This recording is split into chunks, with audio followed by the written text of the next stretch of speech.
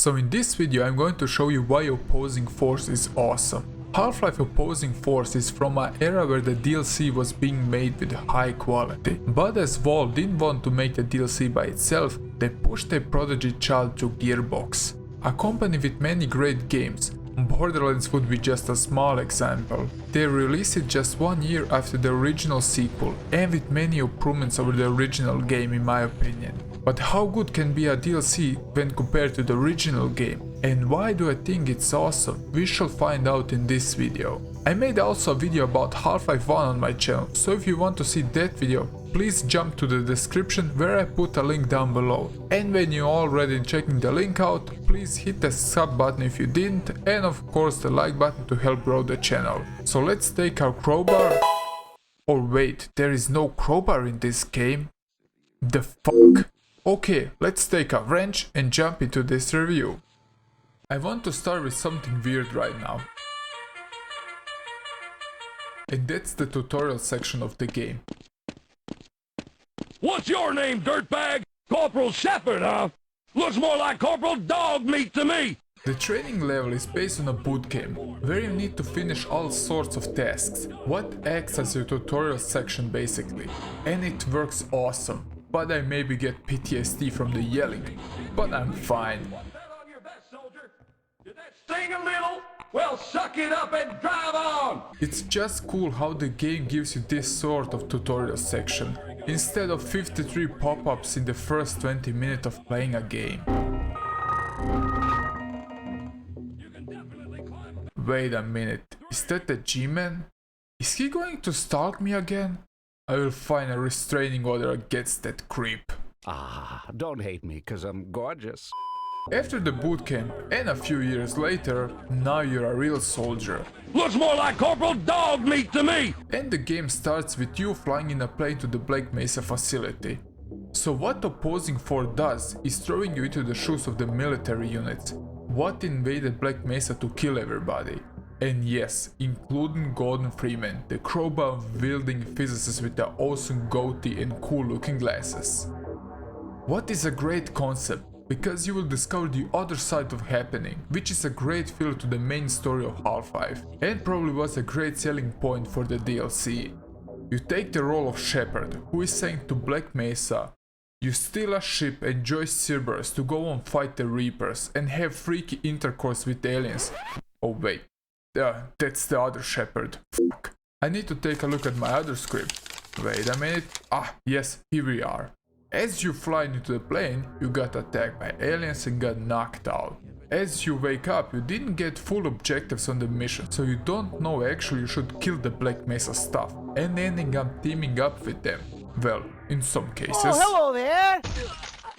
Finish him! After a few corridors, you got your first weapon, and that's the wrench. Has Gordon put a trademark on the crowbar or what? Anyway. But now you get also a knife. I'm not totally sure why they included two different melee weapons, because you will focus most on the firearms and you use the wrench only for smashing boxes. And some heads maybe. Did that sting a little? Well, suck it up and drive on! But let's move on. As the Marines don't have a hazard suit or ACV suit, now you got a PCV suit. What is your body armor basically?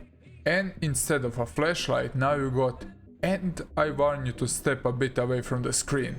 Yes, a goddamn night vision. I know the first game I played with night and thermal vision was Delta Force on the PlayStation 1, and it blew me away. And it was all good for the first 30 seconds. After I realized that a good chunk of the game is in the dark, my eyes started to bleed. So, after waking up, your main objective is to get to the chopper! And leave this godforsaken place, as the whole place is a goddamn war zone, and you're gonna need to find different alternative routes to rescue yourself. For the enemies, you will encounter the Black Ops, because it would be a nonsense you would also fight the Marines like Gordon, wouldn't it? So those guys are basically a copy of the Marines, just with another skin slapped onto it.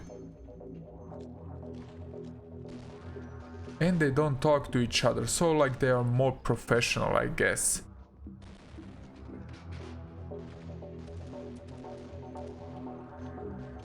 As you are a marine now, you got also different weapons, like the Desert Eagle, which can change the crosshair and deliver different damage with also different fire rate.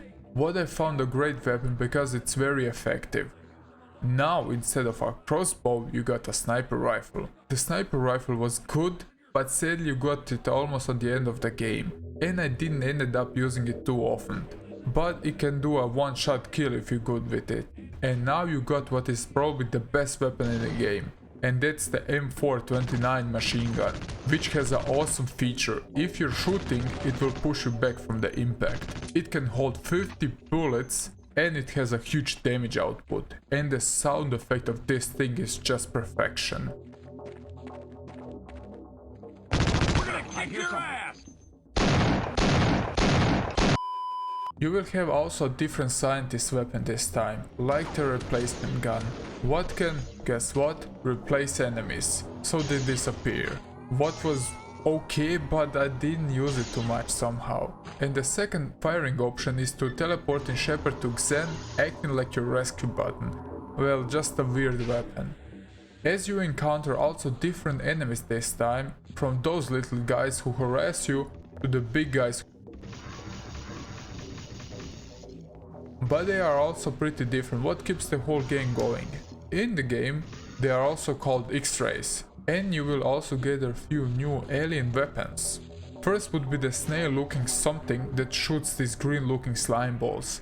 It has a huge damage output, but the problem is the reloading speed, because Shepard is actually feeding this thing, and sometimes also petting it, what gives us an indication that the thing is a live creature. Also, one of the weapons is the shock roach, what is actually again a living creature, so you have a bunch of weird creatures in your backpack crawling. The shock troopers you encounter are also using those little things against you, but at one point you manage to get a hold of it.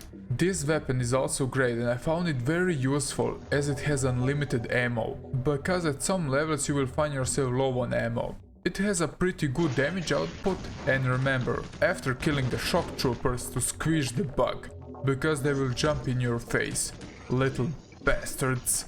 So, the last weapon, or better to say tool, is the barnacle grapple. What left me stunned? As I mentioned, I played only Half-Life 2 and I was always messing with those things, but to acquire one and using as a weapon was really cool.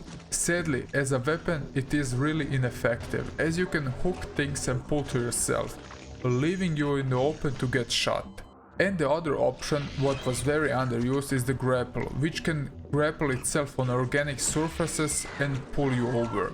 A good thought, but not so good executed. Overall, what I found good is that opposing force is like a compact version of Half-Life. You will be in and out in matter of hours, what is sometimes just really good. The game throws you this time much earlier in the Xen levels, but this time you won't be for so long like the original game, and thanks God for that.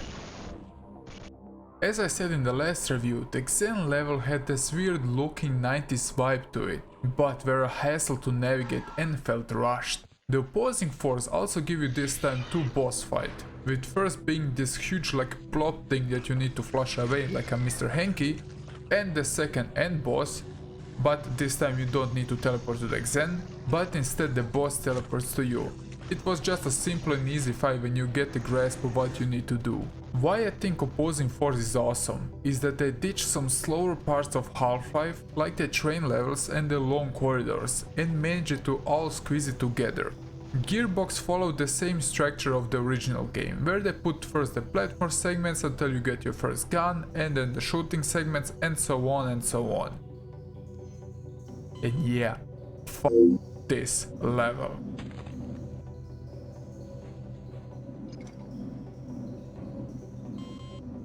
But it felt all very nicely put together. So, to spoil the ending, Adrian Shepard, the main character you play as, he was once saved by the G-Man, and meeting him on multiple occasions, like this time, I really thought to myself, what the F is he up to again? But at the end, the G-Man sends you another dimension, as you're basically a witness, so it's kind of cliffhanger with our guy Shepard. But still, Gearbox managed to do a great job with this DLC. They took some things for the original and even adding more elements and ditching some not so good things from the original game.